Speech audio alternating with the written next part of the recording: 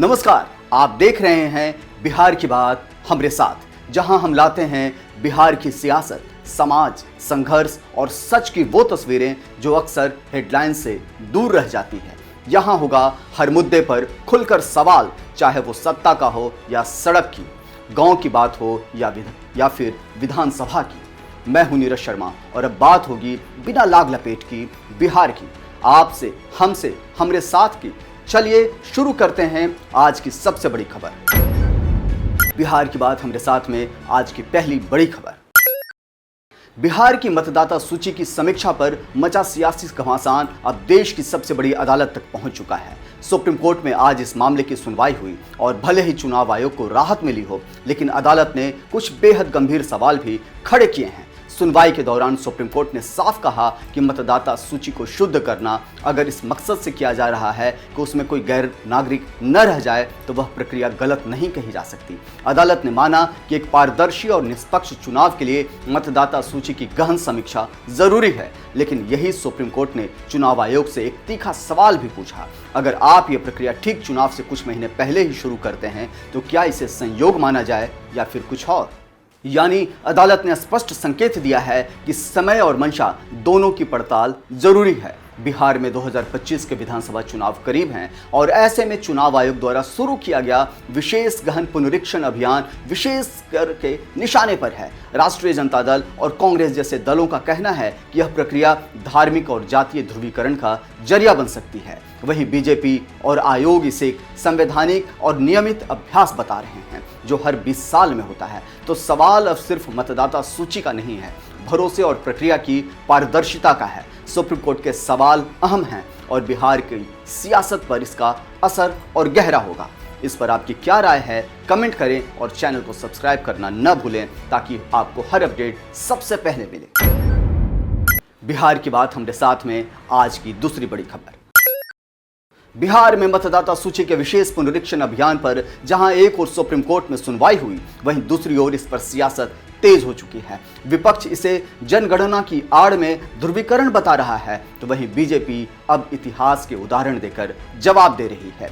BJP सांसद और पूर्व बिहार के प्रदेश अध्यक्ष डॉक्टर संजय जायसवाल ने विपक्षी दलों को सीधे शब्दों में घेरा है। उन्होंने कहा कि 2003 में जब बिहार में राष्ट्रीय जनता दल की सरकार थी, तब यह विशेष पुनरीक्षण अभियान 31 दिनों में पूरा हो गया था, तो अब विरोध क्यों? के आदिवासियों के दलितों की बात करते हैं, कभी यह नहीं बोलते हैं कि अगर यह कानून लागू हो गया, अगर स्पेशल रिवीजन हो गया तो इंटेंस रिवीजन होने के कारण जितने रोहिंग्या और बांग्लादेशियों का नाम कट जाएगा। इसी बिहार के किशनगंज में 105% आधार बना है। देश के किसी जिले में 90 से 95% ही आधार बने हुए हैं। यह आबादी से ज्यादा आधार 105% कैसे बना है, तो जाहिर बात है कि कोई घोटाला है। उन्होंने आगे कहा कि 1965 में जब लाल बहादुर शास्त्री प्रधानमंत्री थे और 1983 में जब इंदिरा गांधी थी, तब भी यह कार्य हुआ था। दरअसल हर 20 साल में इस तरह का पुनरीक्षण स्वाभाविक प्रक्रिया मानी जाती है। डॉक्टर जायसवाल ने कांग्रेस नेता राहुल गांधी पर भी निशाना साधा। उन्होंने कहा कि राहुल गांधी संविधान की किताब लेकर घूमते तो हैं, लेकिन न उन्हें संविधान पर भरोसा है और न ही सुप्रीम कोर्ट पर।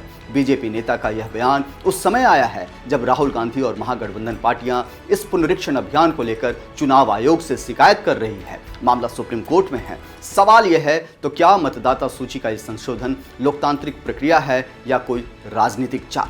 आपकी राय क्या है, हमें कमेंट करके जरूर बताइए और बिहार की हर सियासी हलचल के लिए हमारे चैनल को सब्सक्राइब भी जरूर करें। बिहार की बात हमरे साथ में आज की तीसरी बड़ी खबर। बिहार में मतदाता सूची को लेकर 9 जुलाई को बिहार बंद रखा गया। बिहार बंद के दौरान एक ऐसी तस्वीर सामने आई जिससे राज्य की राजनीति में हलचल पैदा कर दी। मंच सजा था, नेता जुटे थे, लेकिन जब बात मंच पर चढ़ने की आई तो पप्पू यादव को धक्का देकर उतार दिया गया। सवाल सिर्फ व्यवहार का नहीं, सियासी संदेश का भी है। 9 जुलाई 2025 पटना की सड़कों पर महागठबंधन का बिहार बंद। मंच पर राहुल गांधी, तेजस्वी यादव और तमाम विपक्षी नेता थे। ओपन ट्रक पर सवार होकर यह जताने की कोशिश की कि विपक्ष एकजुट है, लेकिन उसी मंच पर जब निर्दलीय सांसद पप्पू यादव और कांग्रेस नेता कन्हैया कुमार चढ़ने की कोशिश करते हैं तो सुरक्षा कर्मी उन्हें रोक देते हैं। पप्पू यादव को न सिर्फ रोका गया बल्कि धक्का देकर मंच से भी नीचे उतार दिया गया। इस घटना का वीडियो अब सोशल मीडिया पर वायरल है और पप्पू यादव की सियासी बेइज्जती चर्चा का विषय बन गई है। पप्पू यादव की प्रतिक्रिया भी आई है। उन्होंने कहा कि मैं अपमान का घूंट पीने के लिए ही राजनीति में आया हूं। अच्छा, हमको बताइए, ये कोई मुद्दा है? हम गिर गए, हमको चोट लग गई बहुत ज्यादा, हम लौट के आ गए, हमारे नेता ऊपर में थे, ये कौन मुद्दा है भाई? ये सब बात हम नहीं जानते हैं, हमको कोई लेना देना नहीं। किसका इशारा, किसकी चित, किसकी पट, हमें कोई लेना देना नहीं। हमारा अर्जुन की तरह लक्ष्य है चुनाव आयोग और बिहारी पर जो हमला हुआ उसको बचाना। क्या ये सिर्फ एक सुरक्षा चूक थी या किसी ने जानबूझकर उन्हें हाशिए पर डाला? क्या महागठबंधन में भी अंदरूनी खींचतान की तस्वीरें अब खुलेआम दिखने लगी हैं? बिहार की राजनीति में पप्पू यादव एक मजबूत जननेता माने जाते हैं, लेकिन इस घटना ने यह सवाल खड़ा कर दिया है कि क्या महागठबंधन सच में सभी को साथ लेकर चलने को तैयार है या फिर कुछ चेहरे अब भी बाहर हैं? अब पप्पू यादव की अगली रणनीति क्या होगी, यह देखना दिलचस्प होगा। क्या वो खुद को अलग करेंगे या फिर कांग्रेस और राष्ट्रीय जनता दल से जवाब मांगेंगे? आप इस पूरे घटनाक्रम को कैसे देखते हैं? क्या पप्पू यादव के साथ नाइंसाफी हुई? अपनी राय हमें कमेंट में जरूर बताएं। बिहार की बात हमारे साथ में आज की चौथी बड़ी खबर। बिहार में विधानसभा चुनाव जैसे जैसे नजदीक आ रहे हैं, सियासी गलियारों में चर्चाओं का बाजार भी गर्म है। एक चर्चा यह भी चल रही थी कि बीजेपी राज्य में 109 सीटों पर चुनाव लड़ने की तैयारी में है, लेकिन अब इस पर बीजेपी के प्रदेश अध्यक्ष दिलीप जायसवाल का बड़ा बयान सामने आया है। पटना में पत्रकारों से बात करते हुए दिलीप जायसवाल ने इन अफवाहों को सिरे से खारिज कर दिया। पहले आपको सुनवाते हैं उन्होंने क्या कहा। तो 9 सीट पर बीजेपी के लोग चुनाव लड़ना चाहते हैं, जिसमें कहा जा रहा कि कुछ सीट जेडीयू का भी है जो चिन्हित किया आप लोगों ने। ऐसा एकदम गलत अफवाह है और जो लोग भी बोल रहे हैं वो लोगों को बेवकूफ़ बना रहे हैं। मैं प्रदेश अध्यक्ष हूँ, इसलिए अभी इस तरह की कोई चर्चा नहीं है। यानी साफ है कि सीट शेयरिंग को लेकर जो बातें उड़ रही थी वो फिलहाल सिर्फ कयास भर है। अब देखना होगा कि बिहार चुनाव 2025 में एनडीए के दल आपस में कैसे तालमेल बिठाते हैं, क्योंकि उधर चिराग पासवान और जीतनराम मांझी ने पहले ही यह कह दिया है कि वो 243 सीटों पर चुनाव लड़ने को तैयार हैं। बिहार की बात हमारे साथ में आज की 5वीं खबर। बिहार की सियासत में एक और बड़ा झटका जेडीयू को लगा है। अब नवादा से मुस्लिम वोट बैंक भी खिसकता दिख रहा है। तेजस्वी यादव को यह मुस्लिम वोट बैंक मिलने जा रहा है, क्योंकि नवादा के पूर्व एमएलसी और चर्चित मुस्लिम नेता सलमान रागिब मुन्ना ने जेडीयू को टाटा बाय बाय और गुड बाय कह दिया है।